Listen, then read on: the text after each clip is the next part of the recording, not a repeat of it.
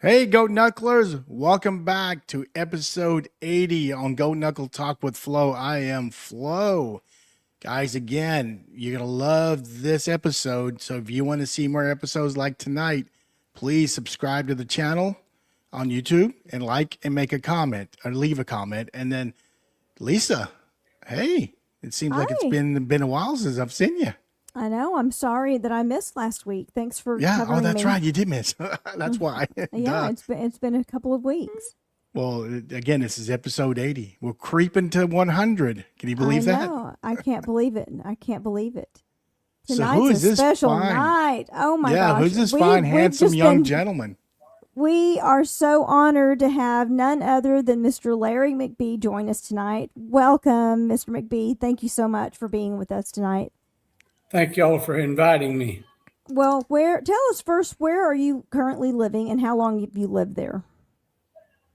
We live in Alto, New Mexico, which joins Ruidoso on the north. It's in the mountains. I'm 7,300 foot elevation, and we moved here in 2018, so we've been here nearly 8 years.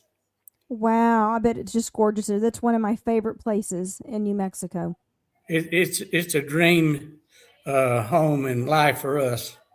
I bet. I bet. So is that a place that y'all would visit frequently and then decided to make it a permanent home? In 2004, my son-in-law and daughter bought this place, and he talked me into going in with him. Although I couldn't afford it at the time, I got enough together to buy into it. And then eventually, 2017, he said he lives in New York now, and he had to get, he didn't need this. So I bought him out, and so it's our house now. Well, good. Hope he sold it at a discount. Family discount, you know? I got a good deal. Good. Well, Mr. McBee, you said you want to say something real quick before we start the interview? Well, I imagine most of your audience out there are ex-Bulldogs and Angry Red folks, and didn't think they'd ever see this mug again, you know. But they're probably out there saying, "Look at that white-headed old wrinkled-up man there. We can't believe that's Mr. McBee." But you know, Father Time has a way of working on you, and I'm sure some of you guys have a few little scars yourselves, but I've been most fortunate. My health has been almost perfect. I've never spent the night in the hospital, never had an operation. All of my joints are good as they ever were. So if you got any ideas about getting cocky with me, I can still take care of you probably. Well, you're about a mile and a half up in that elevation. That probably does real we're good in that high. skin. We can see the ski mountain is just not too far from my house. Oh wow, that's pretty cool. Pretty cool. All right, Lisa. Wow, that's wonderful. Well, interview begin. Yeah, so let's start back at the beginning. Like, can you tell us where you were born and raised? Okay, this will probably take a minute because I grew up in a little different environment. I was born in Brady, Texas, Central Texas, right in the heart of Texas. In fact, probably less than 10 miles from where we lived, there's a marker designating it as a geographical center of Texas. So I grew up, we lived on small farms. My dad was a farmer, a butcher, a heavy equipment operator, anything to make a buck. And most of the places we lived were had outdoor plumbing, that type of thing. You know, don't get me wrong, I never thought of us being poor. We had all kinds of animals, and I learned to milk cows and chop cotton, pull cotton, and slop hogs, clean chicken coops, and all of that before I was the age of 10 years old. So I grew up working hard, and I've always been proud of that, and I think it had a lasting effect on me.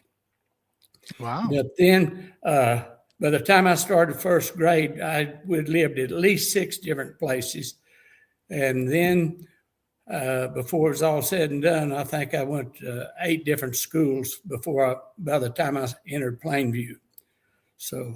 And what year was that, and what grade? In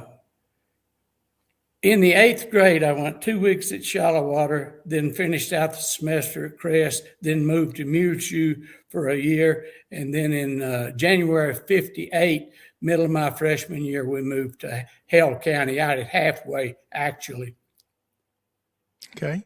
And so, so then that you enrolled in Plainview schools at that time? I enrolled. I was kind of in shell shock after I was a little bitty guy, as you might well imagine. I probably was 5 foot, weighed less than 100 pounds. And so I was kind of in shell shock seeing that many kids and all those big kids. And I'd always gone to small schools and been able to participate fully in, football, basketball.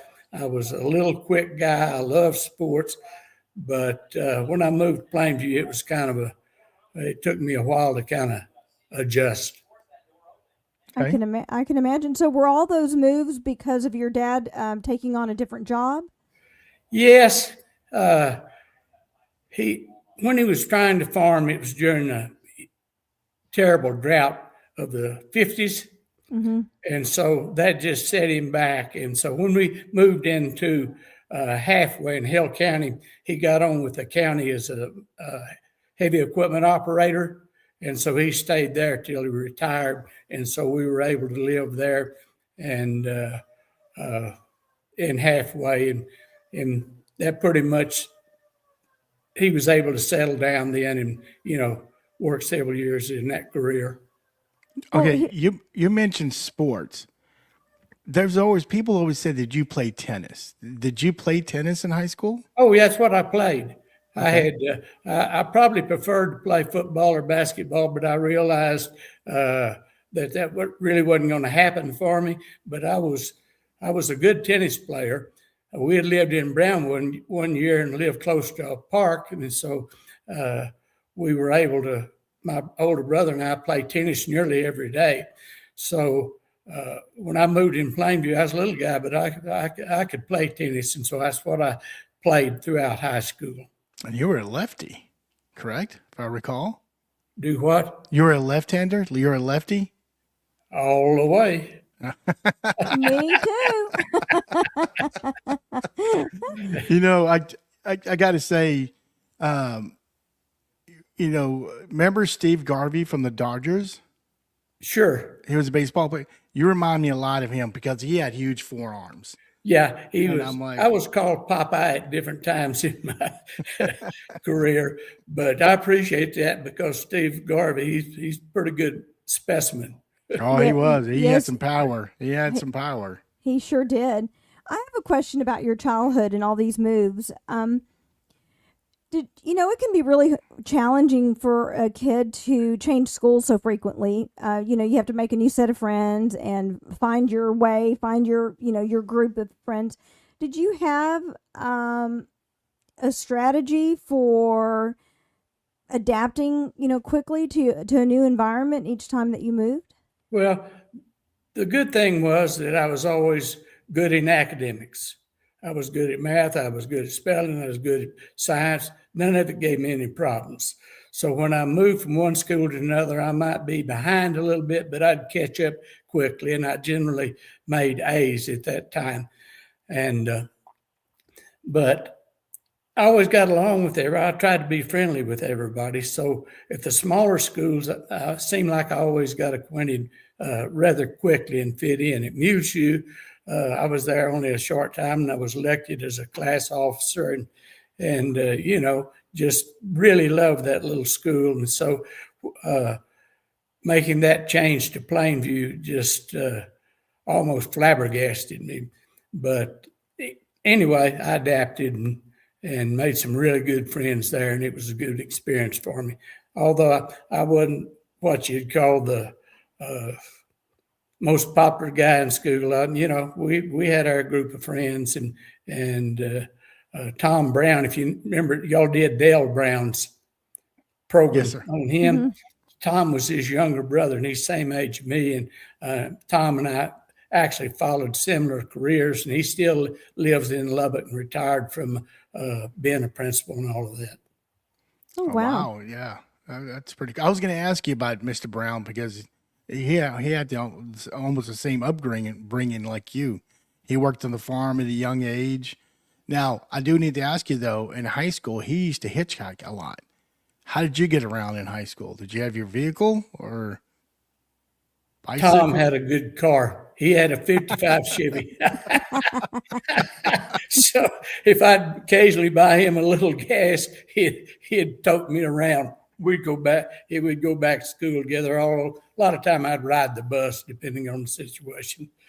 But I didn't get my first car till just before my senior year, and I had worked that summer in road construction, and I made enough to buy an old clunker. What was that clunker? It was a 50-model Chevrolet sedan. It was the Okay. ugliest car in town. And you were so proud of it, I'm sure. Well, if I was lucky enough to get a date, I'd always ask my dad to use his car. And what car was that? He had a Studebaker Oh, Lark. nice. Oh, wow. And I have a Studebaker parked in my garage right now, 62 Studebaker Hawk, red with red interior, and it's pretty neat old car. Does Well, it run? cool. Does it? Is it in running condition? Oh yeah, I've had motor redone, and I worked as a automotive machinist for years before I actually got my degree to teach, and so I knew how to. I ground crankshafts, board blocks, did all valve work, all that stuff. So I actually helped overhaul this engine myself. All right. So what was there to do back in the 50s in Plainview? We had several drive-ins. Eddie's was there. The Trio Rebel was the big one. And so on the weekends, everybody would get in their cars and they'd drag around one of the drive-ins, then they'd go down and drag around another one. Then they'd go down Fifth Street to Broadway and drag Broadway. They'd go up to the old depot and turn around and go back. Everybody was usually driving pretty slow and honking each other. And, usual thing, looking out, see if you might actually be able to meet some new girls or something like that. But Was he hair greased back and wearing a white T-shirt? no, I didn't have that. A lot of the kids in school did. I actually had a flat top. Oh, And I wore that flat top all the way through high school. Was it by choice or is it your dad said? Oh, this is yeah. I didn't know. My dad never did worry too much about how I did my hair. So I remember when I got it cut, we lived in Broward, and I talked my mother into letting me have a flat top.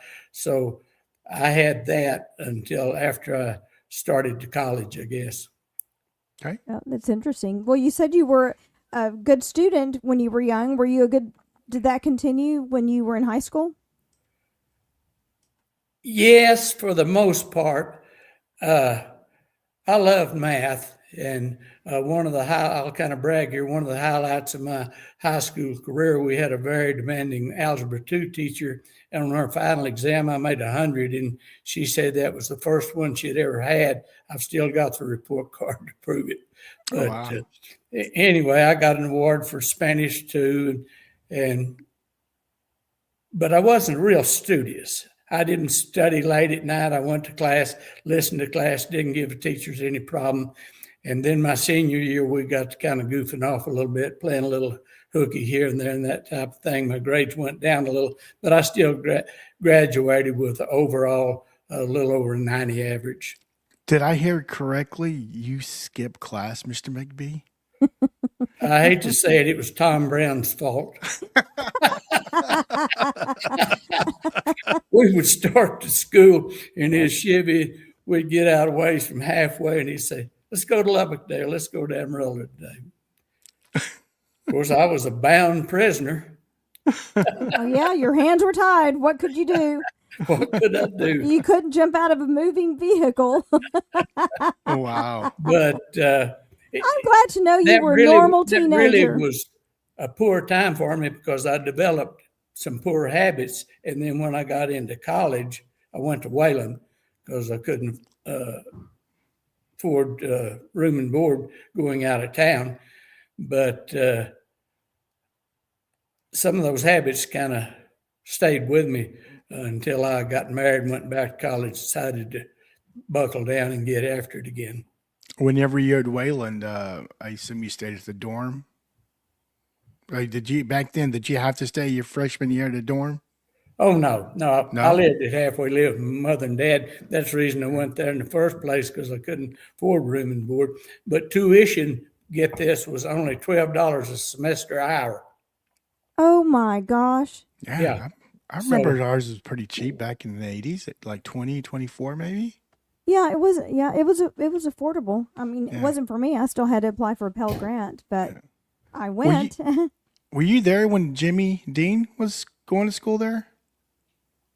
No, Jimmy had left, but my wife had 3 older brothers, and they were raised with Jimmy, close to his age. In fact, our oldest brother was probably Jimmy Dean's best friend in life.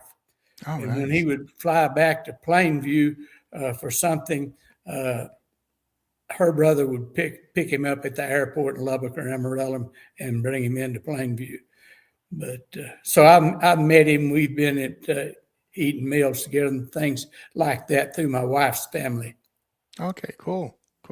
Going back to college, you said you stopped going to Wayland, and then you ended up going back to college. What did you go back to Wayland, or did you go to another university?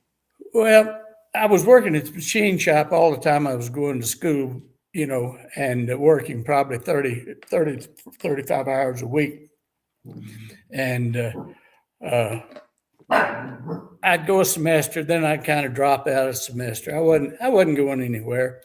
And so I met my current wife at one of the drive-ins in Plainview, and we went together about a year and a half, got married, and I had dropped completely out of school, and I worked as a full-time machinist there in Plainview doing automotive machine work. And I enjoyed it. It was challenging work. It was hard work, but I liked it. And one day it just kind of dawned on me that I had something out there undone. And it got to gnawing at me that I wanted to go back to school and finish my education. When I first started, I probably was majoring in I didn't have a major. I was doing kind of pre-pharmacy classes, things like that would go into some different areas. So I told my boss one day there, Mr. Mangum, I said, I'm thinking about going back to school, but I'll still need to work. He said, you don't worry about it. We'll work around your schedule. When you come in here, we'll have stuff ready for you to start to work on. So that was the first thing. And then I had to decide what I was going to major in. Well, I looked at my background. I had never wanted to be a teacher up to that time. Well, there goes my next question, but go ahead. But I decided to major in math and education. And so I enrolled back at Wayland and went to school, and it took me another 3 years, but I finally got back in the groove and graduated. And when I graduated as a senior, I was voted the outstanding math student. And so I felt like I had kind of completed one of my goals. And at that time, I had done my student teaching at Plainview High School. Mr. Lamont Beach was the principal, and he had been my assistant principal in high school, actually. So he knew me well. I knew him well. And so I was a student teaching under Mr. Watson, and before the end of the semester, Mr. Beach came in one day and wanted to know, said, would you like to teach at Plainview High School? I said, well, I just bought a house across the street from it. That'd be real handy. So he hired me, and that was the start of it. And did you start teaching math immediately? Did they hire you as a math teacher? Yes, I was teaching. We taught 5 classes a day. It was a 6-period day. We've taught 5 classes, and I averaged that first year 30 per class for 150 kids every day, different kids that you was in contact with. But I also immediately enrolled in a program that they had at WT, majoring in mathematics education. And so my first year, I was also taking differential equations at West Texas University. Okay. So did you complete your master's? Did you I get? did. I Okay. think it was 1974. I was going in the summers and at nights, trying to finish it as quickly as I could. At the same time, I got a second job because $6,600 was what I made my first year teaching, and opening came at the Hale County Teacher Federal Credit Union, which is still in existence. And so for 9 years, I was the manager of the credit union. So every day when I got away from the schools, I'd go down there and then work there on Saturdays. And then I'd work there in the summers in between going to classes at WT. Wow. Okay. You are a hustler, Mr. BcBee. I know, right? Well- a lot of mileage on that clunker. I hope you had a new vehicle by then. Oh, I had some nice vehicles. Well, hey, I want to go back to high school. I have to ask. I have to, and I'm not sure if Nazareth was still, the place to go back in the 50s and 60s. Did you venture that way? It was the holy city. It was the holy city. I hate to say it, but again, it was my friend's fault. We ventured that way a time or two. I bet if we ask him, he'll probably say, "Oh no, Larry drove. He drove." Oh, you would get a different answer from Tom Brown for sure. I bet so. The challenge is on. Oh my goodness. So, in fact, when Dale passed away, his brother, I was a pallbearer there in Plainview. That hasn't been that long ago, as you're aware. Right. And Tom, when he introduced me to his kids and grandkids, he said, "This is Larry McBee." Said he used to get me in trouble all the time. I tried to do the right thing, but he was always getting in my way. Yeah, I'll make this short and quick. But Mr. Brown, I love that story when he had the sniffing dogs. The dogs came to sniff drugs at Ash, and they sniffed in one locker, and then there was a dozen donuts. So they they were Mr. Brown and the teacher were sweating because, oh my God, it's probably sniffing some marijuana or something. But no, it was donuts. Yeah, we brought the drug dogs in Plainview before he had them over there, and I remember the same thing almost exactly. I said, I think it was a hot dog or something in there, and that guy said, "Oh, he didn't sniff on that dog." On that, I said, "He's a dog. He knew what was in there." Absolutely. Absolutely. That's funny. Oh my goodness.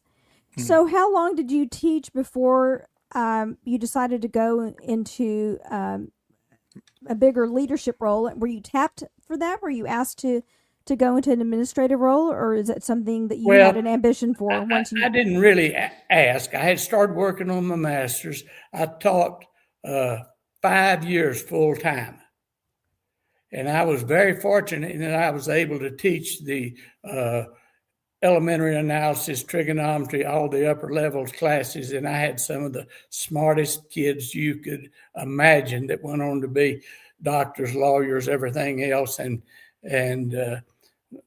many of them came back and told me that their calculus class they took in college was a breeze because they had been well prepared, which of course made me always feel good, Oh, good. Actually, if I may share, Arlen Thompson, he mentioned that they ran out of math courses in the regular curriculum, and when he was a junior, they gave him a calculus independent study under your guidance, and then that you allowed him to go to your house if he needed any help. So, Arlen was a great student, good kid, and that's exactly right.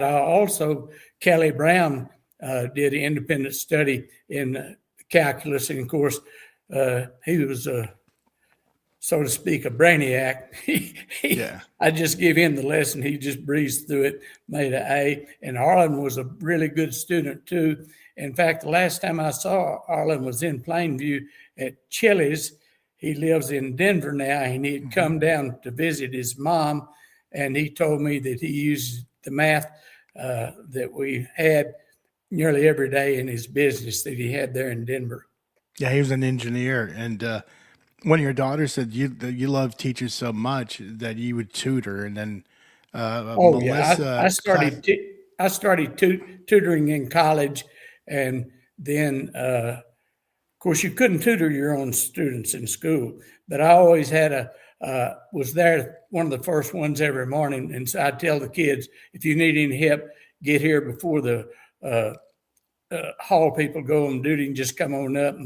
And so nearly every day I'd have 3 or 4 kids up there helping them and visiting, and just, they kind of enjoyed coming up and doing that. I wish you had been my math teacher. It's the one subject that I struggled with the most.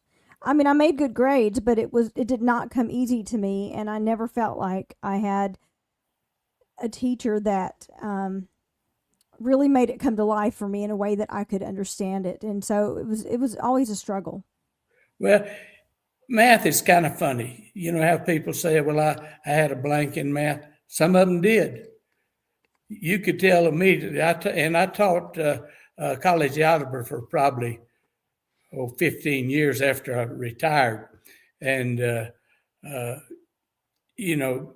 you can tell immediately for those that it comes easy. Some of them had to struggle. I had students that just worked as hard as they could, did the best they could, and I would pass them, and because they would usually be borderline. But if it was close, well, I would go ahead and pass them.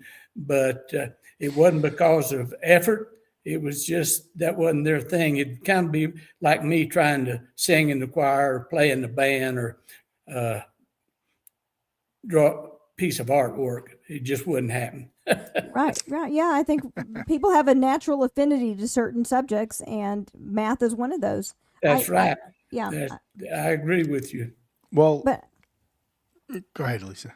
no, I was just going to say, I may not be good at math now, but I appreciate it as a science because I think that numbers are magical and numbers don't lie, and it's a very precise science. And I'm fascinated by it as an adult now.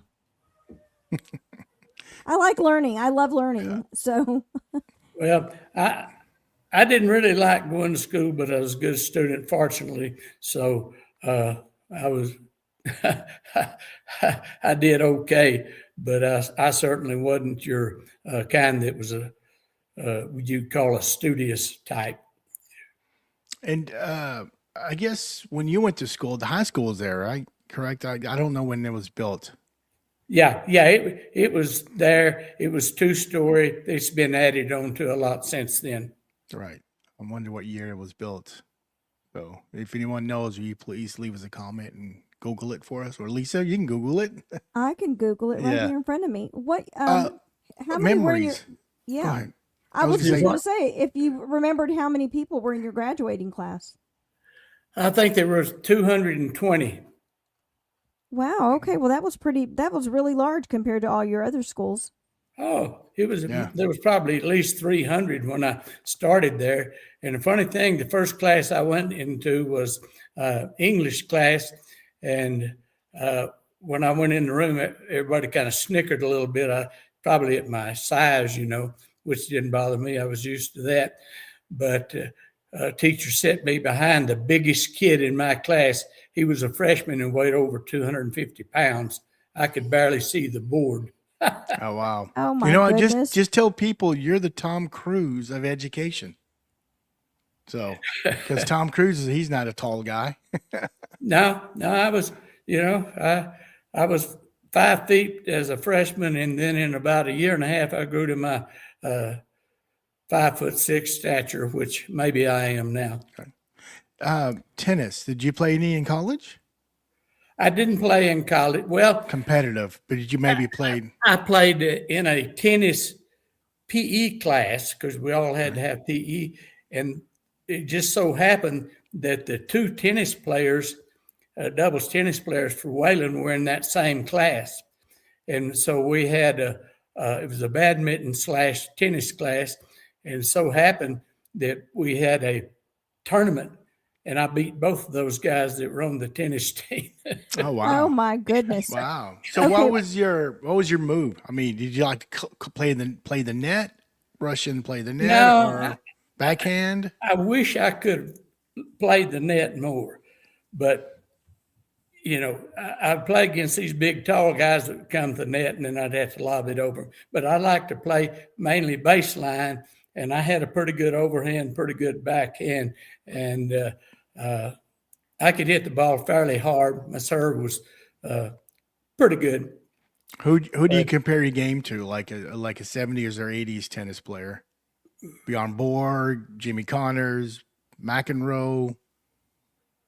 I wasn't in their league.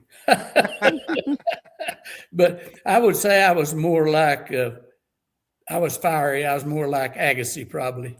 Oh, there you go. Yeah. There you go. Okay, here's your trivia answer. So Plainview High School was originally built in 1916. Oh, dang. Yes, and then a new building was created. It was a 124 by 136 foot Gothic style building that was completed next to it in 1924. And then the new building, what is now the shell of the high school, was constructed in 1967. Oh, wow. Thank you for the history. Yeah. Thank you. Memories. So let's jump to the Angry Red. So you mentioned to us before we started about, you had a story to share about Mr. Sherwood and Mr. George. Okay, this revolved around, this was, y'all might even remember this.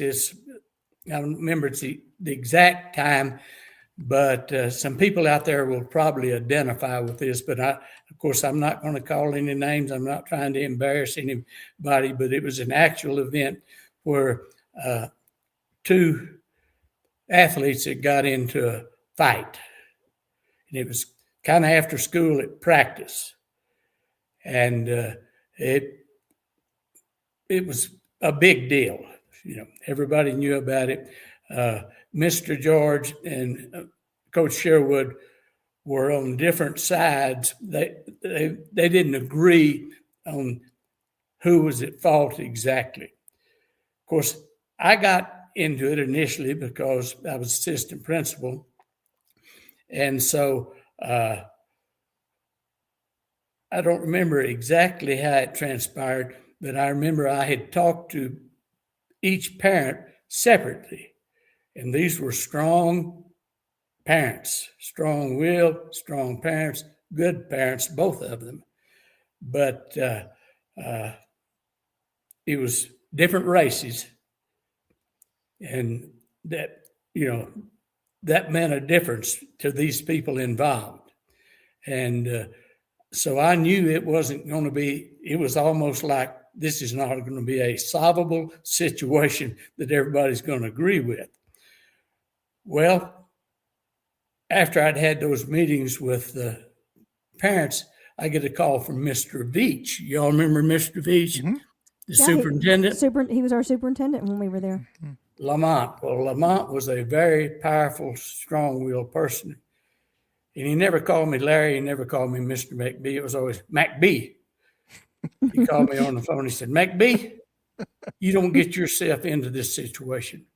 I want you to get your hands off of it, stay out of it. And I want Mr. George and Mr. Sherwood to work this out amongst themselves. Do you hear me? I said, I got you. Of course, I felt kind of bad because I felt like it was my responsibility, but I wasn't going to buck him. So I didn't say I didn't do anything from then on. But then Mr. George came to me and he said, Mr. McBee, Coach Sherwood and I want to meet in your office and talk this thing over, and we want you to be there and kind of be the mediator. So I said, okay. So here I am in my office. I got the big coach over here. I got Mr. George, two powerful persons, two really good men. I never heard either one of them use a foul language ever. And they didn't then, but they weren't in agreement, and they kind of hooked it up. And I sat there as stoic as I could. one of them would say something, kind of look at me, and I'd just sit there. And so I don't know if I really said anything or not, except listen to them. Well, eventually, probably took about an hour. They hadn't come to an agreement, but it was just time come to a standstill, and it stopped. And so they left. And I'll be honest to you, this day, I think the police had already been involved in it. I don't know the final outcome of what had happened to those involved.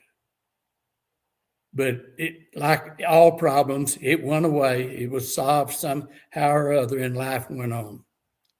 Wow.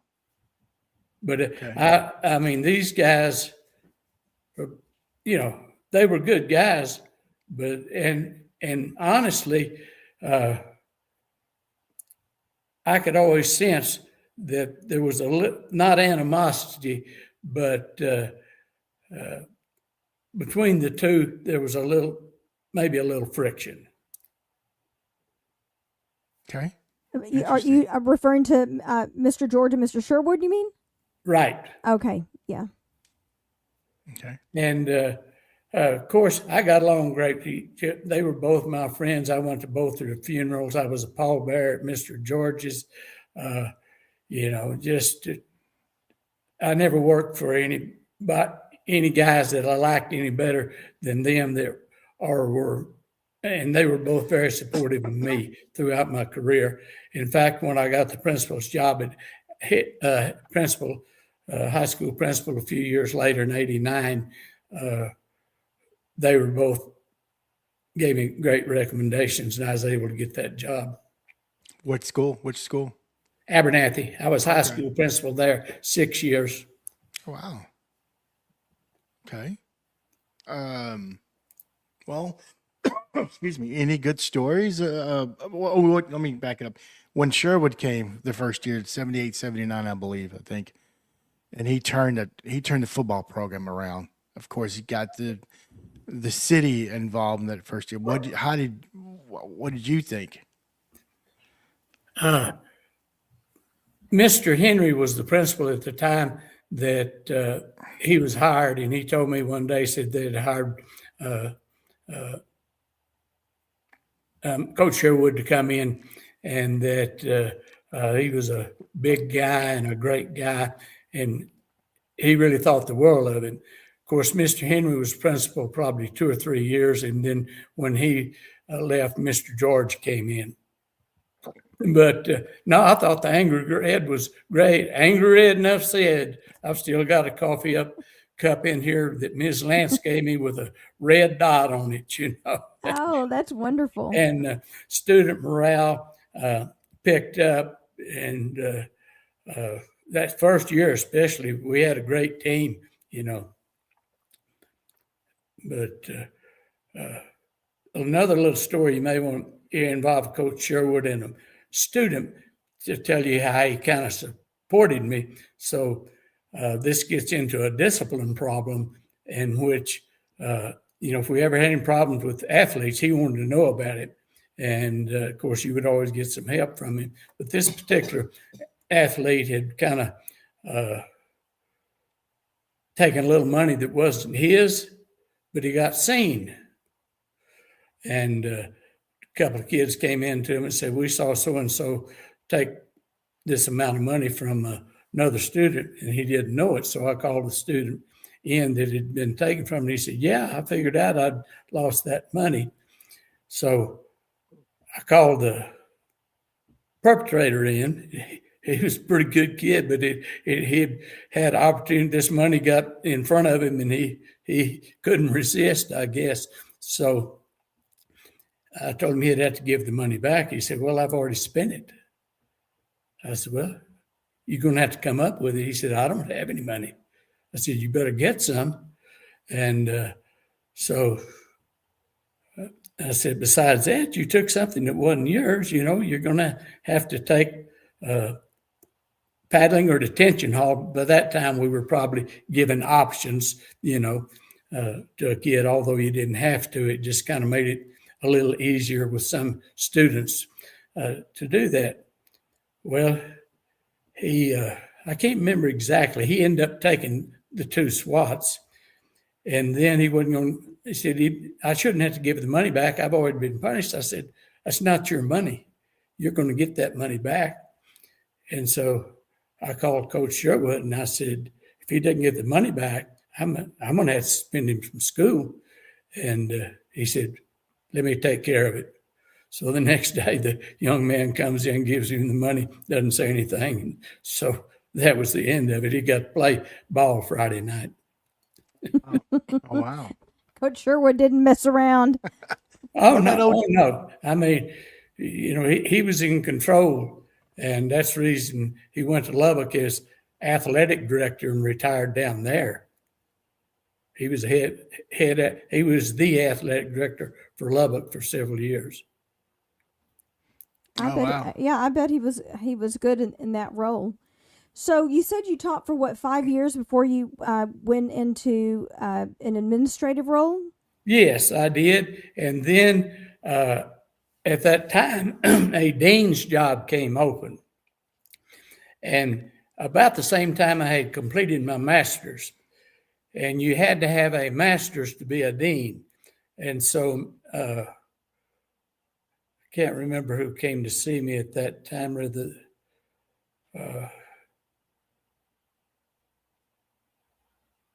could have been Mr. Beecher. It might have been Mr. Henry, but asked me if I'd like to be a dean. I said, yeah, that was extra money. I don't think it was a whole lot. I think it was like $600 more a year, but it was money and a chance to get your foot in the door in that type of job. I had never thought I'd ever want to be in administration, but as I taught, and got adjusted, I wanted to do that.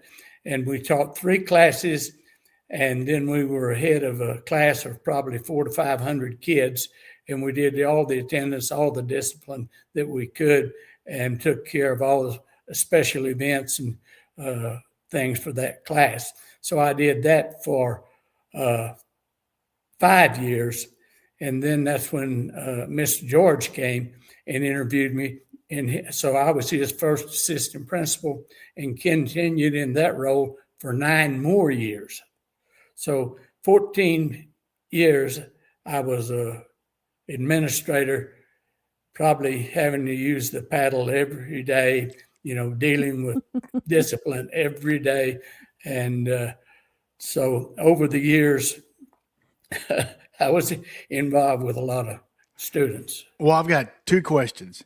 Well, understand you had a nickname Spanky because of your paddling. Yeah, never to my face. 1, how many paddles did you break in those 7 years? Well, I probably don't want to admit that. But let me kind of, if y'all have time, I'll just give you a little of how I feel that Absolutely, sir. Came about. When I first started teaching, your teacher basically had one defense. You could paddle or you could send to the office. The administrators didn't want you sending people to the office. They wanted you to take care of your own discipline. Well, that was basically it. So I had done my student teaching under Mr. Watson, who used the paddle. And so I had seen it used. And so, those guys gave pretty good swats. They said, if you're going to use the paddle, do a pretty good job, or else you're going to be a laughing stock and you're going to have more problems you can deal with. So it was kind of a 2-edged sword. You don't want to hit a kid hard enough to hurt him, but you don't want him going out there and saying, oh, that was nothing. So first kid I ever busted, I still remember him, bless his heart. He passed away at a young age, but he was a really sweet kid. He was a freshman, but I had all these freshmen. I had probably at least 120, 30 freshmen the first year. And, they hadn't reached full maturity at that point. So I took him out in the hall and I said, what were you doing? I'm going to have to give you a couple of swats. So I didn't have them grab their ankles. I just had them bend over and put their hands on their knees. I gave him a couple of swats, came back in, and all the kids were just kind of sitting there, big-eyed. One kid sat over next to the wall. He said, "Mr. McBee, I think some plaster came off the wall." And they all kind of laughed. But so you would occasionally, I really didn't like to bust kids, but occasionally you'd have to. But here's the deal. You had to get another teacher as a witness. So you had to stop your class. You had to stop his class. You had to go out into the hall and then come back in and try to get class going again. So I didn't bust that many. And I think in 5 years of teaching, I only had 2 kids that I had to send to the office out of class, and it's because they didn't want to take swats from me, but they took them from the person downstairs that I would send them to. But as I got to be a dean and assistant principal, it was on a daily basis. So, I was a little guy, had pretty good size arms. I was left-handed. I think it just kind of grew, as to me being the spanky guy. Well, let me ask you this, being a tennis player, did you envision, hitting a nice little forehand and when you spank someone? It was a forehand swat, but it was, I never did. I always had more of a quick hand motion, and I always used a light paddle, and it always corresponded to regulations. There was actually regulations on what recommendations for the paddle. I've had kids say, "Oh, he swatted me 10 times and he drilled holes in the paddle." Not true. Most swats I ever gave anybody was 3, and I never drilled any holes. Well, I did have to replace a paddle or 2 that would split, but I was using pine or willow, which were very light woods. So who made the paddles? Did the Shop teacher. shop teacher made nice. it? Okay. Did you give him since you knew math, did you draw it out, sketch it in dimensions how you wanted it? No, but I can't remember where I got my first pattern, but he had a pattern of what I wanted. That's And funny. so one of them played out, I had to have another one right away. Now, a you funny mentioned- story about paddling. This goes back before your time. oh, okay. But I had a group, it was upperclassmen. They were in homeroom. This is back more in the early 70s. And they were some really great kids, but kind of ornery. And I had a rule in my classroom that nobody threw anything, paper wad, at the trash. If you want to put trash, just go put it in, go sit down. I didn't care whether, some of them had a rule that if you hit it, you didn't get swats. I didn't want anybody throwing anything. So I said, if you throw it in the trash, you're going to get swats. That's a blanket deal. Well, I'm sitting there in our homeroom one day, kid sitting next to the door over there, ornery redheaded kid. He just ups, looking right at me. Wow, he challenged you. He challenged you. Well, he was a good kid. That was an ornery bunch. So I go get my paddle out. I said, "Come on out. You know what the deal is." He said, "Yes, sir, I know." So I get out there. I say, "How much are they paying you per swat to do that?" He said, $3 a swat. I knew he just didn't do it on his own. I said, "Well, bend over. I'm going to let you make all the money you want."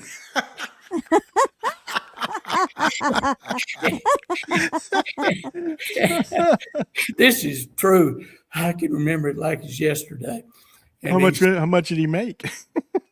after the second swat, he came up and he said, "I've made all the money I want, Mr. McBee."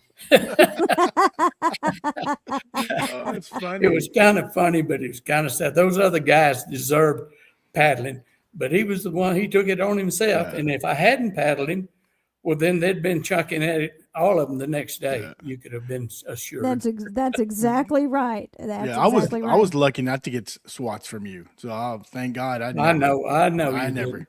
And I never got swats in high school. I got all mine in 7th grade. I received 5, and they were all in 7th grade by Coach Selke, Coach Upchurch, and Mr. Estes, the math teacher.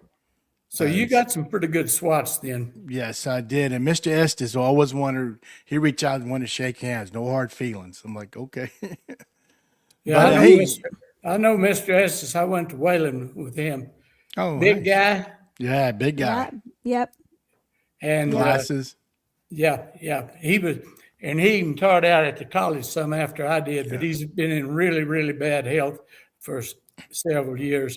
But in fact, he and I and Mr. Watson all went back and worked on our same master's degrees at Tech and drove up there and back together. Well, I didn't, it was Mrs. Kramer's class where I got in trouble. And of course, she didn't give the lick. She would go get Mr. Estes. And we went in some room. I don't know. It was like equipment room, not equipment, maybe storage. And what? Got 2 from him. So I want to ask you, you mentioned you're a very strong man.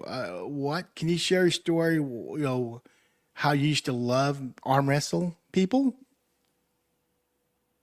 Yeah, that was, I didn't know you knew about that. Hey, I got 3 little mice that I reached out to. When I was a junior in high school, I bought me a set of weights. And I'd always been fairly strong due to the fact that I'd worked a lot. And anyway, I got to getting stronger lifting those weights. And then when I got to working in the machine shop, it was every day lifting crankshafts, which are heavy weights, and you lift them up in the form of a curl, and you put them in the machine. And you put them in there, then you take them out, you stamp them, you pick them up again, you put them on the ground. So I would lift several thousand pounds a day, probably over years. Well, it got to where people would see my arm, they'd want to arm wrestle. Well, I'd arm wrestle left-handed since I was usually smaller, and I don't think I was ever beat. And I arm wrestled some pretty good sized guys. Of course, I'm not saying I could beat anybody, but I was able to beat those that I arm wrestled. Was it profitable? I just did it because I like to. Yeah, you just did it for fun. A funny story about that, though. When I was at Olton, and this is after I dropped out of school and I was working machine shop there, and I had arm wrestled nearly everybody in town. A guy that owned a shop down the street came in one day into our shop, and this big guy behind him, and he says, "This is Moose. I hired him today. He's been working down to Odessa." And said, "He hears there's a guy down here that's pretty good arm wrestling, and he wants to try him on." So he was big. He was probably 6'2", 3, weighed probably 225, 230. And so I knew better than to get my arm up on a high counter, because it's a lot of center of gravity and there's a lot of skill in doing that. So we got down probably on the floor almost. And after a tussle, I got him. So anyway, like broke my arm. And anyway, that afternoon, he brought him back and he said, "Moose wants to try him again." So we did it again. I got him again. He never came back in. But Dang, good for you. Wow. Well, Mr. true McBee, story. there's a couple of comments that I want to share with you from Danny or Danielle Engel. She says, "Well, it's been 32 years. I would like to apologize to Mr. McBee. I've had guilt since 1994. So she continues to write, "I'm very sorry I got my first speeding ticket in your car. I blame it on your daughter. Love you, Mr. McBee. Danielle Real, Danny Engel, AHS 1994. I remember Danny well. That is so funny. I didn't know she got a ticket in my daughter's car, though. But she was best friends with my youngest daughter, Stephanie, and her mother worked for the school. She's the sweetest girl it ever was, and she and my daughter still remain friends to this day. Oh, Oh, that's good. wonderful. I wanted to ask you, so when you became an assistant principal, did you ever have days or moments that you missed the classroom just from the camaraderie with your students and also just from the simplicity and not having so much responsibility? Did you? Surely I did. I loved teaching math. And that's the reason after I retired in 2001, I started to work. Well, I ran the boot camp for 3 years for the county after I retired, which meant every kid I had been kicked out of school. And so it was the boot camp, which still exists as the alternative education placement for the county. And then after that, I went to work teaching for South Plains College, teaching college algebra and math for their vocational nursing students. But I love teaching math.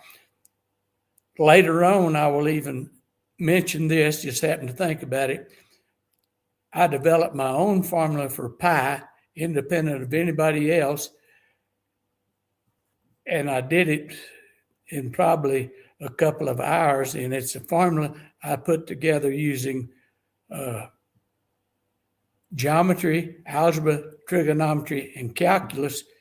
And if you've got a good calculator, you can plug this in, and it actually works out to a certain number of decimal places. Of course, pi is an irrational number and goes on forever, so it would never end. But I loved math. I still occasionally will pull up some problems on the internet just to kind of see if I still got it and work a few of them. But of course, as assistant principal, you didn't have time really to worry about it to get bored, because every day you went to school, if you didn't have a problem you knew you was going to have, you just didn't know which direction from which it was going to come. Do you feel like your time as an administrator really helped develop and hone your people skills and your what's the word I want to say? You're lost for words? I'm at a loss for words. No, what? Because I want it to come out right. I mean, Yeah. You're saying did it being administrator, did it enhance other skills? well, yeah, it enhance your ability to communicate, your ability to problem solve with people, and did it help develop your people skills, your Yeah, interpersonal relational skills? definitely. And your problem solving skills. Sure. You know, you had to, in the school business, you didn't have, it wasn't like a court of law. You have a problem, you analyze it, you research it, you talk to the parties involved, and then you make a decision on the best information you have and assess appropriate punishment if it's due.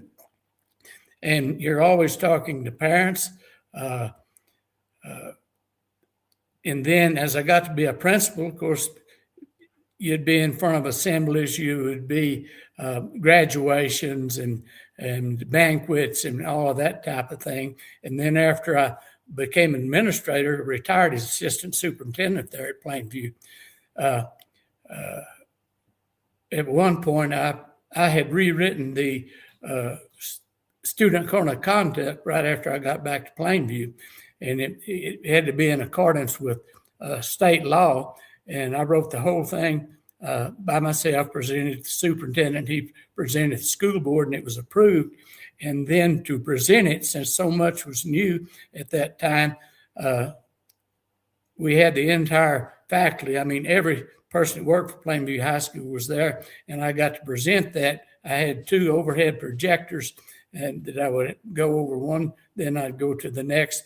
And so for about an hour, I was in front of the whole student body, whole admin staff doing that. And that was pretty stressful, but I felt like that I did a decent job. But things like that do give you more confidence in being in front of people. Sure, for sure.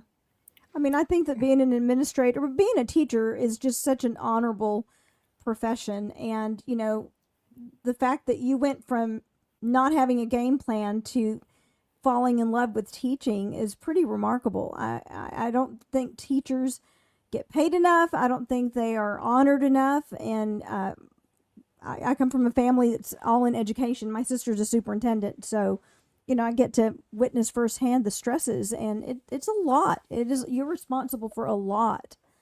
I agree with you wholeheartedly. I've never griped about my wages. I worked extra jobs. My wife and she worked for the schools and retired from Abernathy. We've had great retirement. We've got all the benefits.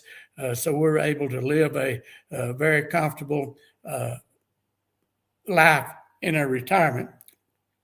And it's because of the way that we just kept things together. Didn't have a whole lot of money, but in the end, it turned out to be A-okay.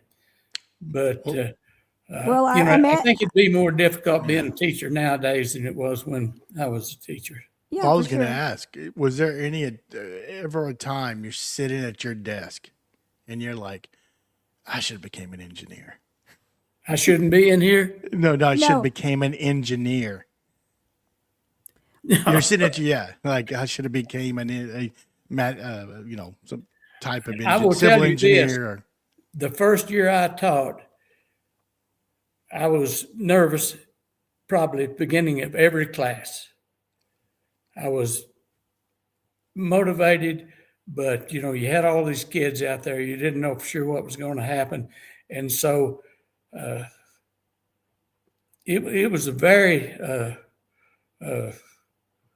tough job for me my first year. In fact, I had to talk to myself after the first year to decide to come back the second year. I basically told myself, I put the time and effort into this. I can't quit after 1 year. I'm gonna do this, and then each year kind of got a little easier. But I didn't go in as a natural for sure. Well, how you were pretty young. How old were you your first year of teaching? Well, I wasn't as young as you think. Probably, I graduated in 1961, and I started teaching in 9 years later, in 1970. I was 27. Okay. But I started in 1970, and I taught my last year for South Plains in 2018. So for 48 years, I was doing something in education. Okay. Wow, that's a remarkable and long career, Mr. Yes, McBee. it is. That's impressive. I need to ask, did you ever challenge or did you ever play tennis with the tennis teams in Plainview? No, I didn't have time. Okay. And they would probably beat me, although there'd been some I could beat, I'm sure. What about now? Do you play pickleball? Or do you even? No, I hadn't got into pickleball. When I got married, my wife's family were golfers. And so I got into golf. I loved it better than tennis. I have 3 golf courses up here I can play every day. We live on a golf course community, and I'm not playing much anymore because I'm so terrible. I never conquered that game. I was probably the worst sport playing golf that ever was. I'm not kidding you. I did some of the most stupid things you can imagine as a grown man. And there's people out there watching this that would probably attest to that. But I wanted to play so good, and I wasn't any good. I did have a time or two that I broke 80. I think I shot a 73 one time. But for the most part, I was mediocre. Did you play left-handed as well? Oh, yeah, I do everything left-handed. Were you having fun? Because that's the most important thing. Well, losing balls is not having fun. I'm pretty sure you lost plenty of balls, didn't you? Yeah, but I'd hunt for them. In fact, I probably got 1,000 golf balls now out there. But no, I didn't have fun every time I played golf. That's what made it difficult. But I was so competitive that I wouldn't give it up. And so I never played anything. I haven't got into pickleball. Pickleball is big up here, but I just don't like the sound of the ball the way it sounds and all of that type of thing. I will tell you one thing I did though, athletically, that I kind of proud of. 3 years ago, I decided I was going to enter the New Mexico Senior Olympics. I knew my legs was good. I didn't have any health problems. I never liked running long distances, and I wasn't any good at it, but I was always kind of speedy. And so I decided I'm just going to try to get a little bit in shape here and sign up to run the 50-meter dash in the Senior Olympics. So at age 80, which I was in the 80 to 84 group range, I ran in the Senior Olympics and got a silver medal for second place. Wow, congratulations. How far, the person that won, what was the distance between you and the person that won? Was it close? I don't even want to say that. That guy was a cheater. He was about 6'3", had legs up to, I don't know how high. I was taking about 3 steps to his one. I was a distant second. I think he won 5 gold medals that day. Oh, wow. Wow. But that's really impressive. I signed up the next year to do it again, and then my great-grandson was born in the Metroplex almost at the same hour that I was to be running. And, of course, I was there at the hospital when he was born. And then this last year, I had signed up again, and then my wife, lo and behold, had to have another knee surgery. And so that was the same week I was supposed to do that. She's had 3 knee surgeries. This was a redo on one that had already been done. So, of course, I chose to be with her. I think that was a wise choice. Wise choice. Wise choice. Yes, absolutely. Very wise. Yes, very wise. I agree. Well, going back to your tenure from teaching to administrative work to being a dean, at any time during your career, is there a funny story that you can share with about a student that you had an interaction that you look back on and think that was pretty hilarious? Or students. Yeah, or students, multiple students, yeah. I've got one that I had jotted down. Most of the things I've jotted down or looked at were, disciplinary related. And if we have time, I might even go over 1 or 2 of those, but it's no big deal. But this is kind of a amusing story, but it's also sad. This was when I was a dean, and Mr. Watson was the assistant principal. And one day at lunch, I'm walking down the hall, and he's got this kid outside the office there. He doesn't have him pushed up against the wall, but he's talking to him. Kid has his back to the wall. Mr. Watson is facing him. And I walk up and I say, "Well, Mr. Watson, what do we have here?" Well, if you remember Mr. Watson, he had a slow country drawl, and he said, "Mr. McBee, what we've got here is we've got ourselves a dilemma." The kid looked at him, said, "Dilemma? What you calling me names for? I ain't no dilemma. And you don't need to be calling me one." Said, "Y'all ain't nothing but trash, no way." Said, "I ain't called y'all any name." I mean, he was irate. He's a pretty good-sized kid. Anyway, he took off down the hall, left school, never returned. Oh, wow. Never returned. Oh, wow.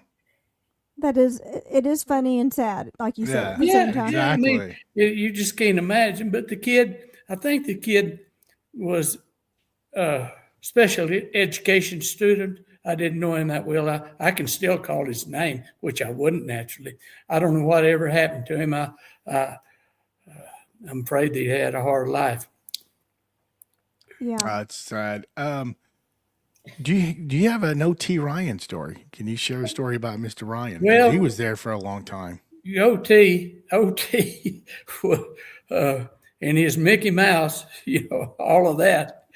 He never caught much flack for that. He was giving him a Mickey Mouse, and I was giving him 2 and 3 swats.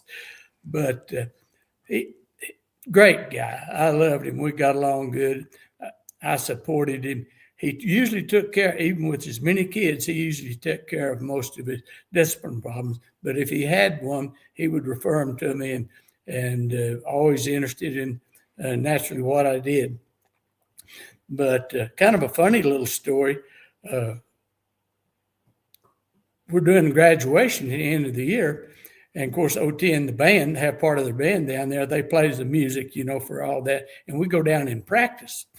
So we practice a while and we make a couple of run throughs. And it's still not kind of the way I want it. And OT said, well, y'all about ready to quit? That everything looks fine to me. And I said, well, really, it looks a little bit ragged. I think maybe we need to go through it one more time. He said, this must be the dumbest bunch of seniors I've ever seen in my life. And of course, he turned, they all booed him. Seniors out there being told stupid, but we went through it again. But probably the only run-in I had with him, was because my daughters were in band, but my daughters were also honor students. They were in class officers.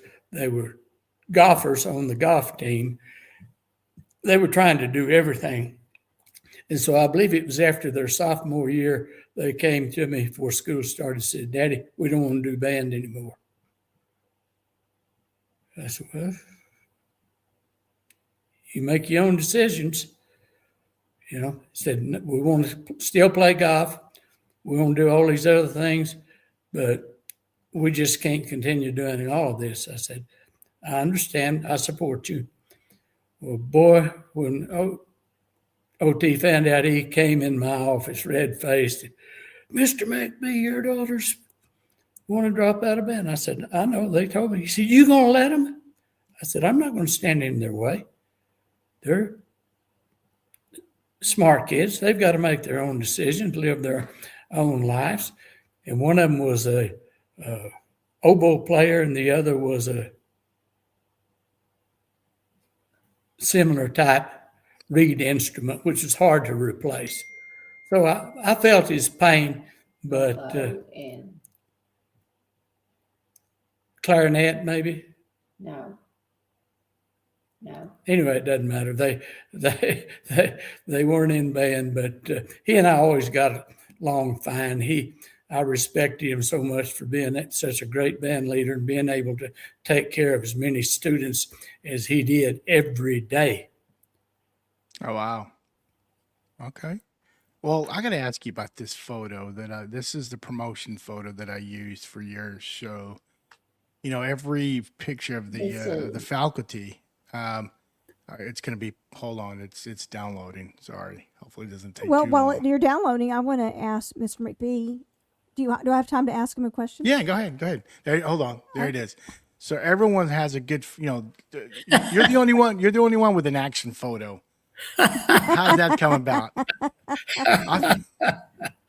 Look at the sideburns. Beautiful dark hair. Look at that. Look at those sideburns. I know. I had them. I'm just glad you didn't get a picture of me with a mustache. I had one time, and that was the most horrible picture to this day. Every time I look at it, I cringe, and my wife laughs. But That's not a bad photo right there. I look pretty dapper. There Yeah, you go. you look the very suit and dapper. tie, absolutely. Absolutely.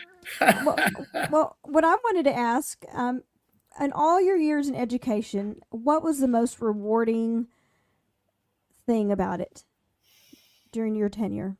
Well, let me just interject this real quickly. The most rewarding thing in life has been having a family and watching them grow up to all be productive citizens, having a good wife of 61 years, and then seeing my grandkids going down the same road. That's rewarding. As it's hard to pick out any one thing in education. I was in it so long. I think probably the thing that I'm most proud of was the longevity of starting as a teacher, working my way getting my education, working through all of that, and continuing to be productive that I felt even as a college teacher, even though I was teaching part-time. So I would say it's just being able to participate at so many levels successfully for a long period of time. Okay. Well, that's certainly something to be really proud of, and I know that you touched a lot of kids' lives, I hope Yes, so. he did. literally and figuratively. Yeah, don't in other ways. Yes, And sir. I actually went to Saul Ross when I was in my 50s and received my superintendency certification. So that was another, I did that on weekends and in summers. Oh my gosh, that's a long way to go. Yeah, Lord yeah, Griffith They did. called us weekend warriors. Yes. We'd Lord drive Griffith down on did Friday, that. go to school all day Saturday, half a day Sunday, and drive home, be at work on Monday. Yeah. As I that's mentioned, incredible. Lord Griffith from our class, she did that to get her master's. Really? Went to Saul Ross. Yeah, her and a group of teachers did that long drive. Mr. Well, it McBee, was when was the last time you were in Alpine? probably the last class I attended. That's a different type town. I know that. Yes, it is. It's one of my favorite places, and my husband and I go to Terlingua every year for 2 or 3 weeks. But It's they unique. it is unique. But I wanted to tell you that they have really expanded their museum at Sul Ross State University, and it is spectacular. It's voted as the best small museum in the U.S. Oh my gosh, I would yes. love to see it. They have their curator has done a phenomenal job. If you and your wife ever get an opportunity to go, it is worth going. It was very impressive. That would probably be a good trip for us. I always kind of liked it in that you felt like you had kind of fallen off the ends of the earth. You know, you were out there all by yourself, away from civilization. It feels that way, that's for sure. Cool. Well, hey, you mentioned family. So I'm going to bring one, and then the other two would come on soon. So I'm going to bring someone in for you. Hello. Oh, What you doing there, girl? I'm listening to this wonderful talk.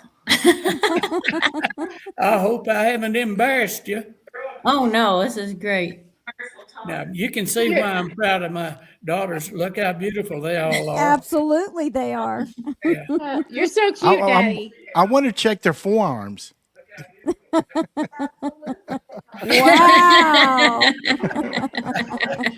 He raised us right. Christy Dang. works out on weight. She's Show off. Well, we lost Misty. Hopefully she can, if you can hear me, Misty, get out and come back in. Yeah, it shows that her device is not connected. Yeah, so I'm going to go ahead and kick her from the studio, and hopefully she'll come back in. But let me start with Steph, being the baby.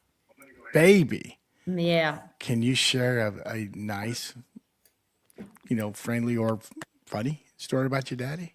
Well, there's quite a few. I had a little bit different experience than my sisters because he was my principal at a very small school. But it was really good because everybody liked him. He was well liked by students and staff, and so it made it really easy. It wasn't like so awful like some people might imagine if your dad was the principal.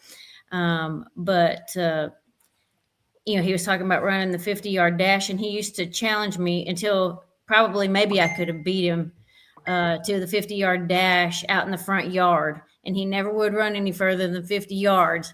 And he could probably beat us till, I don't know, probably high school. That's wonderful. He was just preparing for those Olympics all those years back. For Nice. sure. So, Steph, how much younger are you than the twins? 5.5 years. So I Okay. graduated in 94 from Abernathy. Okay. And Antelopes, right? Antelopes Oh, is yes. okay. All right. And What about you? Go He ahead. actually, I credit him with me starting basketball because when we left Plainview and we were moving to Abernathy, he told me, he said, if you want to fit in, you've got to play basketball. So I went to the Flying Queens basketball camp that summer before we moved and started playing basketball and actually just fell in love with it. Oh, wow. Were you Smart guard dad. or Oh, yes. okay shooting He's or, like or 4'11". No, so. point guard. Yeah. point guard? 5 feet. Come on, give it that extra inch, 5 feet. Yeah, me The too. old 4'11". sneakers on. Christy, what about you? Can you share a story about your old daddy, or your old man? Oh, there's lots of really great stories. He's the one that got us started with golf. Me and Misty, we started playing. Well, he was our first teacher in teaching us how to play golf. And we were about 11 years old, I think. And being in Plainview High School, and being, you know, his daughters, we didn't have the height and and all of that. We were, I guess, maybe a little bit athletic, but not near as much so as, there were a lot of other girls that were better at basketball and, a lot faster and quicker. So he talked us into, taking up golf. And he loved, Jack Nicklaus was one of his favorite players, and Tom Watson and Tom Kite and all these guys. And he was always trying to like break down the golf swing and analyze it and figure out, just like he would a math problem. But he got us started playing golf, and then he made sure we got some lessons out at the Plainview Country Club. And so by the time we got into high school, we had been playing a little bit on junior golf tournaments. And, we weren't super confident yet in our game, but he gave us a good start. And then we both were able to, play on a very successful golf team throughout high school. So that was a lot of fun. And although I hated anytime we would have a tournament, he would want to come out and watch us. And I'd be like, no, don't come. I don't want you, make me too nervous. So sometimes I would catch him watching behind a tree. And then of course I would shank the ball or miss it or altogether or whatever. But, for the most part, it was because of him that we started playing, and still to this day, I still love golf. And my husband is a golf pro, and so we, I've been able to enjoy it my whole life, really. So You didn't tell us he had a son-in-law as a golf pro. yeah, here in Ruidoso, he has his PGA credentials as a golf professional. He's not ever been on like the PGA tour or anything crazy like that, but he does teach and give lessons. And in fact, we just opened our own golf simulator shop here in Ruidoso, so that's something new. Nice. Wow, that's very nice. Did Yeah, y'all very feel a lot of pressure to excel in school and just be, stellar citizens and students as a result of your dad being an administrator? Yeah, well, I don't know if it was necessarily pressure that they put on us. I mean, we knew they had high expectations. That's just how we were raised. And they were, we knew what was expected in our behavior. And they definitely, both my parents, really valued education and wanted to make sure that, they would make sure we got our homework done at night. And,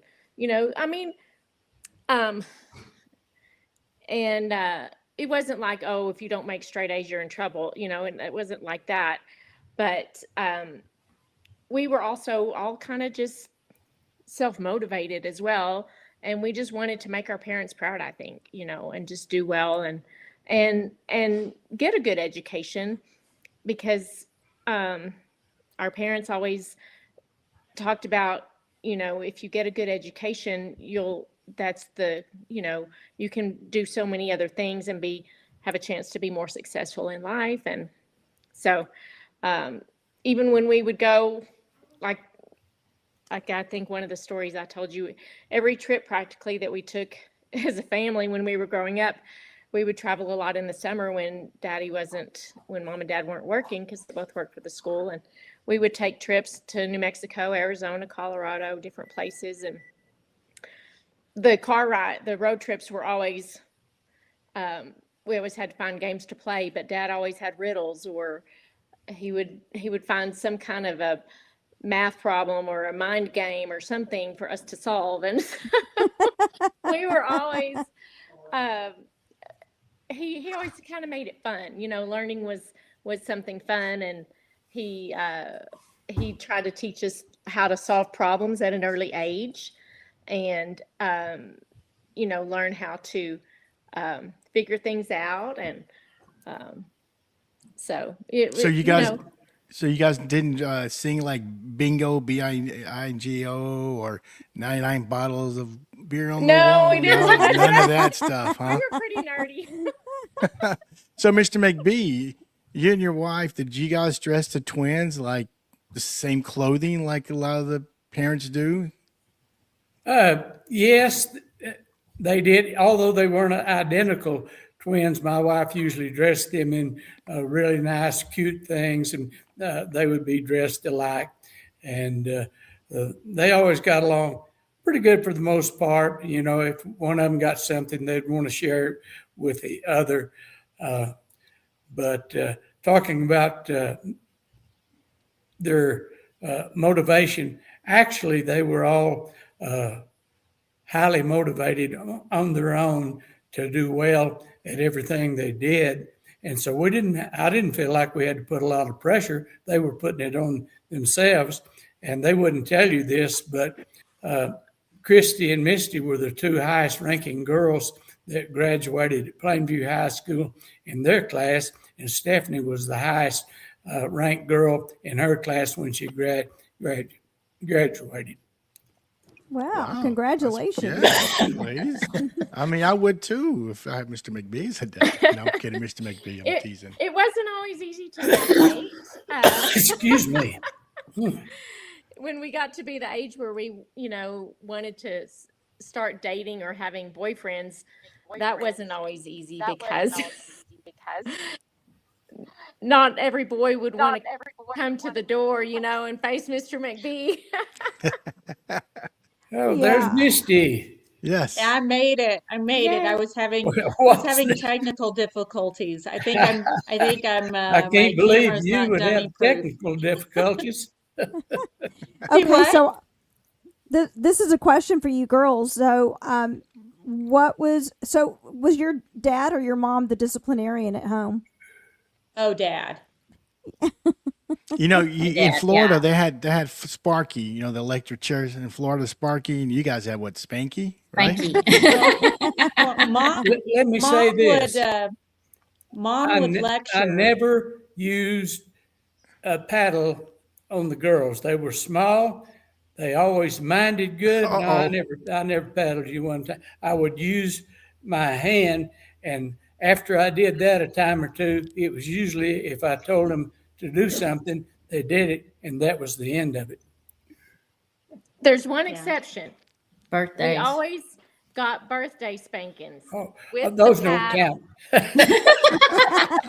He would get his paddle down from the closet, and of course he would just barely, but every year on our birthdays, he was like, "Okay, it's time for your birthday spankings." and he would give us, he would swat us with that paddle as many times as we were years old, so, but it was just one to grow on, I'm sure. Absolutely, yes, one to grow always on. one to grow on. So, we knew that if we ever got in trouble at school, I mean, this was stated to us numerous times. You get in trouble at school, you're getting twice as much trouble at home. So, we didn't want to get in trouble. So, Misty, can you share a story about your dad? Oh gosh, I remember that on the Olympics, the teacher Olympics, Dad would really get into that. It seemed like every year he'd dress up. I think he rode a tricycle. Did you ride a tricycle one year in the Senior Olympics or the teacher Olympics? I did a lot of things in the Teachers Olympics. Yeah, you were really into that. I do remember the one time when you turned 50 and your staff took everything out of your office and put in a little like kindergartner desk and then a blow up inflatable wrestler doll behind the desk that had the big arms and filled your office with black and blue balloons. Those things like that happened because of Mrs. Lance, and it also happened to Abernathy too. Every year on my birthday, they would have some kind of stunt. I think it was probably just paybacks. Nah, Sounds like some fun shenanigans to me. yeah. Yeah. Hey, We had so a good time when we could. Steph, Danny Engel, Uh-huh. I think did you see me share her quote? Yes. Well, Yeah, she was my first college roommate, my first year and a half of college too. She's But- a hoot. how it happened in the incident when she got a speeding ticket in your dad's car. I heard she blamed me. That sounds much like the Tom Brown stories I heard also. Wasn't me that got the ticket, I'll tell you that. Well, that's going to be our next podcast, Mr. Tom and Larry. Get them together. Oh boy. Yeah. Hope you had He a lot would of probably time on win that. out. Oh So my cool. goodness. So what did you guys?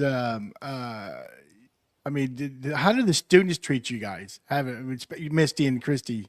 Oh, I think like we were in like mainly honors classes, and I think people were afraid like if we ever showed up at parties, which wasn't that often. I think it was like my Yeah, junior hey, and that's senior okay. You're a year, grown I was woman. a little more.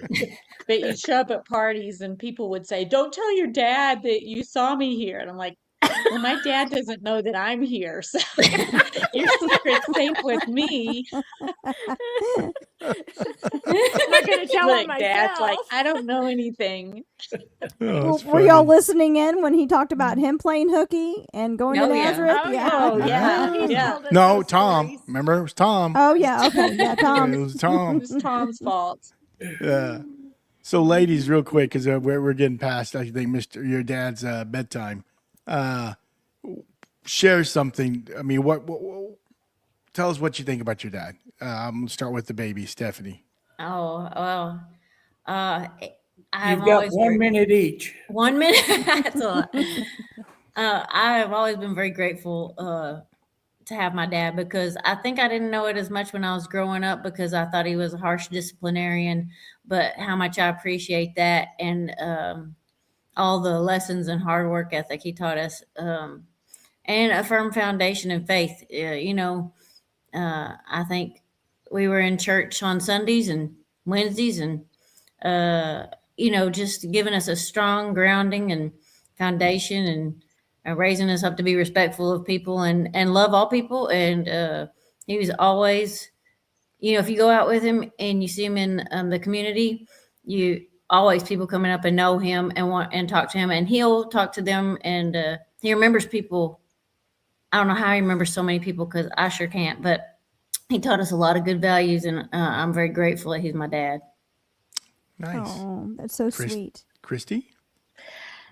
Well, pretty much the same. I just always, I think I'm most grateful that, they were as strict as they were on us, but at the same time, we always knew that that we could have fun with our dad too, and he was always just really fair. So as long as we knew that we were going to be treated fairly, and he was always going to treat others fairly. And so that was just something that he instilled in us growing up, was that, no one's better than you and you're not better than anyone else. And so that was something that, that we always tried to, I guess, amplify that or with our own friends and our own interactions, and as we just even in my profession today, he was always, he just always seemed to be caring and cared about the people that his students. And, even I'm a pharmacist. I truly love what I do because I get to help people. And that's, I think that comes from, largely my dad. Of course, my mom was a great mother and a role model as well, but he was always did what he could to help people. And, so it's just very thankful and grateful. Time's up. I'll stop talking now. Misty? So ditto to everything that Stephanie and Christy said too, but in addition, that just dad teaching us integrity, both of our parents, like it's important to be kind to others and to do the right thing, whether or not anybody's looking or not. You always do the right thing. Honesty is very important. Hard work. They always pushed us, set high expectations for us, but we're always supportive in whatever we did. And then dad also, like his goofy sense of humor. He still loves the Three Stooges and Pink Panther movies. So I think a lot of my wacky sense of humor I get from just just that. That's cool. I'm going to ask one more question, and then we'll finish with your dad. Did you guys ever sneak out and get caught? We didn't sneak out at our house. We snuck out when we were with friends. Ah. We did get, well, there was an incident at junior prom, but we don't need to rehash that. They got caught one time. And, Yeah. and sir? We got caught one time, and the fear was so, yeah, this was so It was real. like, okay, that really wasn't worth it. We didn't have that much fun. No, that's Yeah, funny. we didn't have that much fun. It totally wasn't worth it. And Yeah, of how course, can you Stephanie. have fun Oh, when yeah. you're terrified of the consequences? Yeah. Yeah. It ruins And I guess it. Stephanie, you never did, being a baby, the smarter Abernathy one. was too small. They would have known That's I was true. gone before I ever got back home. Somebody would have ratted us out for sure. Well, ladies, thank you for surprising your dad. Thank you for coming on and sharing those stories. Thank you. And again, we'll look forward to Mr. McBee and Mr. Brown. Right? That'll be another good one. Well, Right. thank you Thank guys. you.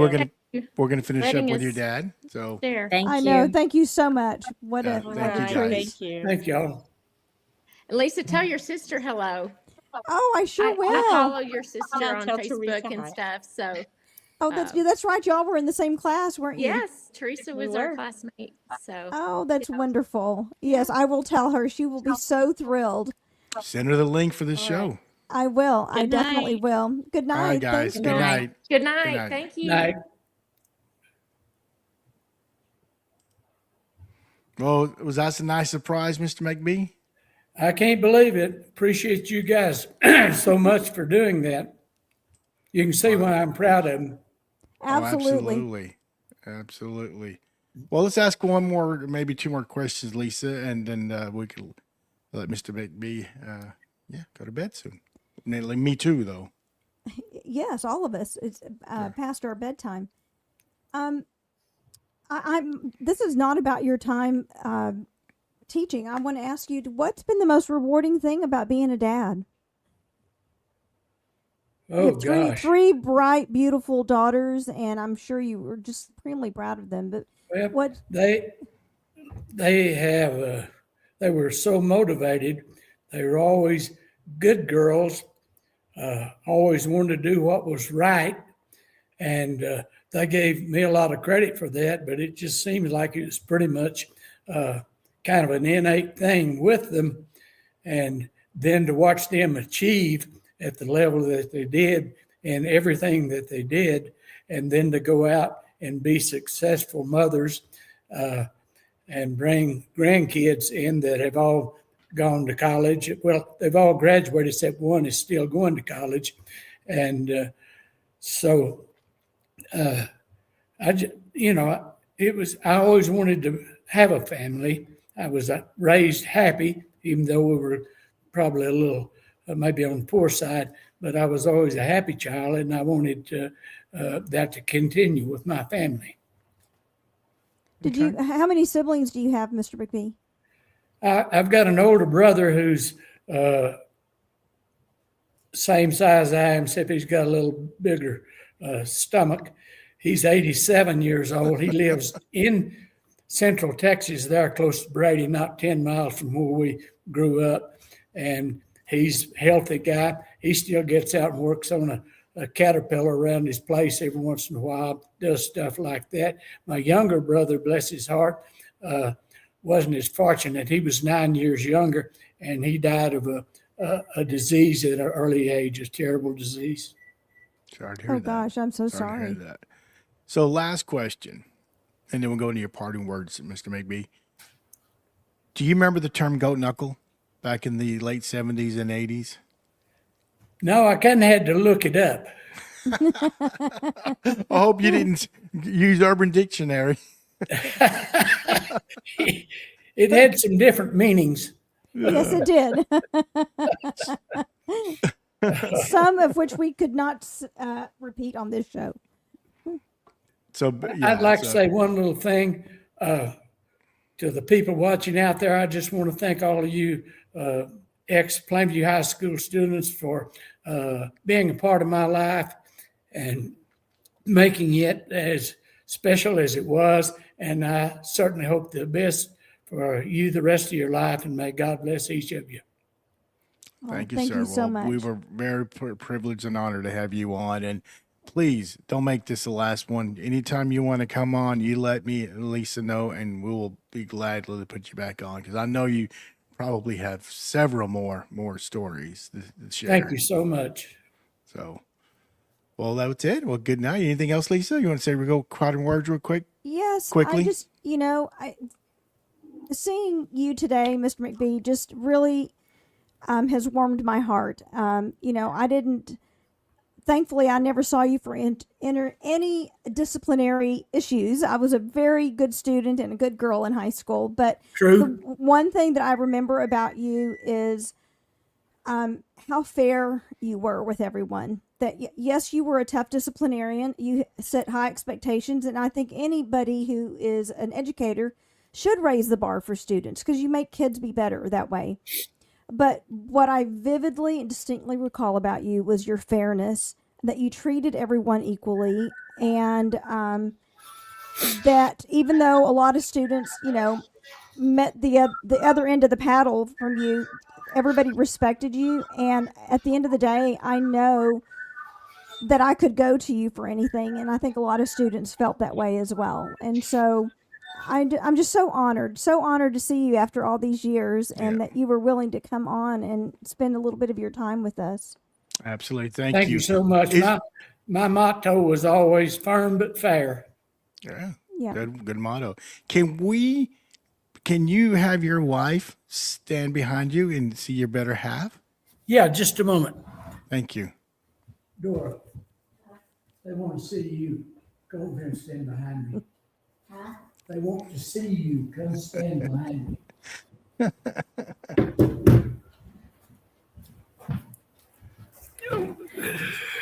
Hello. Hi. Hello. We had to see the mom of these beautiful girls. Yes, and the lucky man.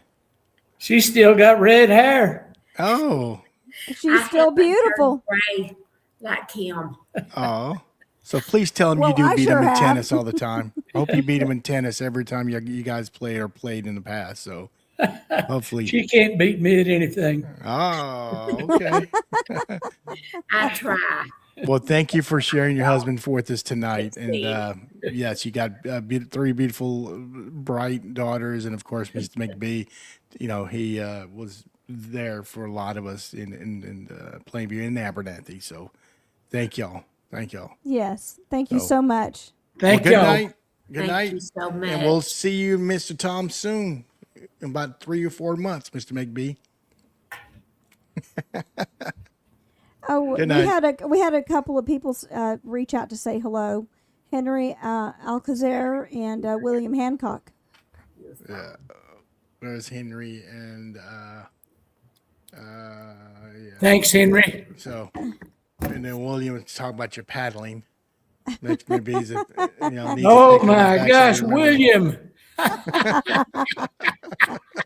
I remember William well. And Yes. of course, he said he touched me really hard.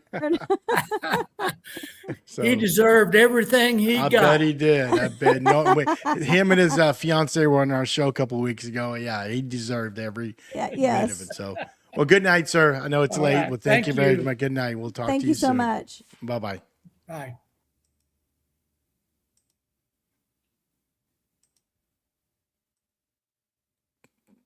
That was I'm speechless. I mean, it was a good show. I mean, when I first reached out, even thought about it, I'm like, whenever Kelly Brown mentioned that he played golf with them when I think he was in Lubbock, Mr. McBee, I was like, man, I'm gonna take a chance to see if he'll come on, and reached out to Misty, and she made it happen. Thank you, Misty. Thank you. Yes, for sure. Thank you so much. I mean, it was just so, so delightful. I mean, I can't stop smiling. I didn't want to say this in front of them, but I did one semester in the office, and woo, I did hear them. Those swats came very loud, and every person, Mo and Dean and Rob, they all mentioned it. They all teary eyed. They had little tears. He brought it. Yeah. I don't think I know a lot of kids that were terrified of him. I wasn't, only because I knew that I was never going to do anything to compromise Yeah, myself. same here. And I put me in never position. skipped. Yeah, I never skipped a class in my life. I can tell No, you no, that. It me never either. skipped a class. I was just too So afraid. I didn't have that fear of him. I didn't have fear of approaching him or talking to him because I knew I was never going to be on the other side of that battle. Exactly. Yes. So, guys, thank you. Next Tuesday, we're going to have Kim Tuttle, class of 82. And I guess Lisa probably going to interview us because we're going to discuss our time living in New York. And we both worked in the fashion industry, or as New Yorkers call it, garment industry. So we're going to share a lot of stories when we lived in the Big Apple. So stay That'll be tuned to fun. next Tuesday. Oh, hold on. Great Yeah. show, guys. One more great show, guys. Keep bringing us back to memories and playing. Hey, thank you, Henry. And by the way, Thank you, Henry. he is related to Tommy. To who? Tommy Alcazar. Remember we had him on. Oh, yes. Yeah. I think that's his.